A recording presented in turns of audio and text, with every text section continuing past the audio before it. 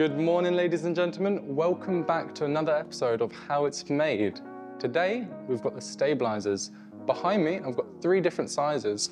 We've got the standard, the adjustable, and the jumbo.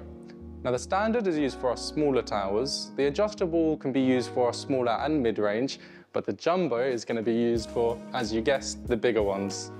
However, we do have a 4th style of stabilizer that's not behind me. That's the confined stabilizer. Now, that's so unique in its design that it's got a slightly different process. But without further ado, let's get into it, of how it's made. So this is the very first process of creating our stabilizers. The plain tube gets ordered in around 7.2 meters, but Mr. Metalman himself cuts down the tube to 2 meters each, or 2,000 millimeters to be exact. Now, after this, we'll be creating our other components down in Unit 7, which is our foundry, and then we'll be putting all the parts into the robotic cell. And here we are. These are our tubes being cut down to 2,000 millimeters by George, and this is what we'll be using for our standard stabilizers. So now we've got the tubes cut, we also need 3 separate parts from our foundry, that is, and that's the T-joint and the 2 pivot joints. Now, for this process, we're only going to be using 2 of them, which is one of our pivot and one of our T-joints. With that being said, let's load up the robot.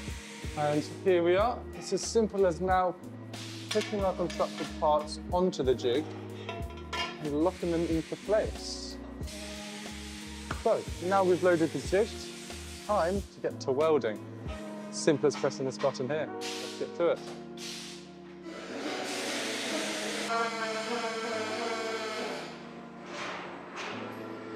So, now the welding is finished, let's unclamp this. These are our T-joints, perfectly welded, and these are our pivot joints, which are beautifully welded. Absolute perfection, that is. So that's the power of robots right there. It's complete accuracy every time. Now to the second component of the stabilizer, and that is where we use the second pivot joint, and also the first pivot joint. So now we've loaded up the second component, and this is where you can see the 2 pivots that we used here. And as simple as locking it in, like the other side. And then we are going to let the robot do its magic. Brilliant. So now this side has welded our second component. It's time to inspect it. And it's completely square and perfectly welded. That is what you expect of a robot. If it was me doing it, it'll be 99 times out of 100, which is perfect. The robot's got just 1 above me, that's all. Nothing I can't do. Here we are, we've got the 2 components, and we went to a quieter side of the factory, so I won't be needing these things stuck on my head. And put those down there in that bucket. We lay these down, and these are our 2 components which we'll be joining together. So now we've got our 2 components here. It's time to interlock them with our new pivot joint and our T-joint, and we are gonna bond them together using a screw. We'll put it through one side, get it through the other, get a washer. There we go. Grab a nut to make sure it doesn't fuse. That's the purpose of the washer. Turn it around. There we go. Now that is nice and secure. Just like that, it's not going to go anywhere. And after that, it's now time for the clamps. Now we grab ourselves a bolt, put it through the clamp here, line it up straight like that, this one on top. Grab ourselves a washer, put the palm handle on. Straight like that. You can see I've done this before many times. And yeah, simple as that. To fix it in position, this is for our transport. Now you can see completely on there, and it's nice and compact, not loose, ready right there to go out. But now it's this end. Same exact process, grab these 2 in a washer.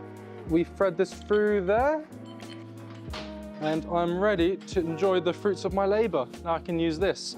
However, it does go through one more section, and that is the fabrication section, and the finishing touches section, and the quality section, where it's not too much happens over there, except for a nice blue feet gets drilled in, put on, which you can see here.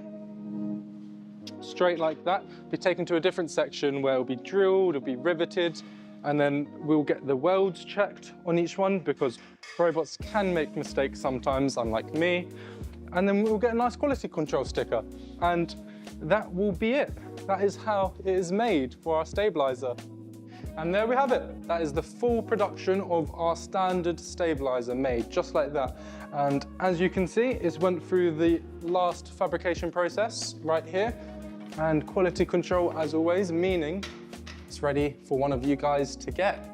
And if you did enjoy this week's episode of How It's Made, please leave a like, subscribe, but most importantly, as always, leave feedback. If there's certain things you want to see within the factory of how we do our bandstand, handrails, or something like this, please let us know and check the link out in the description if you wish to find out anything more about these stabilizers. But till next week, see you later.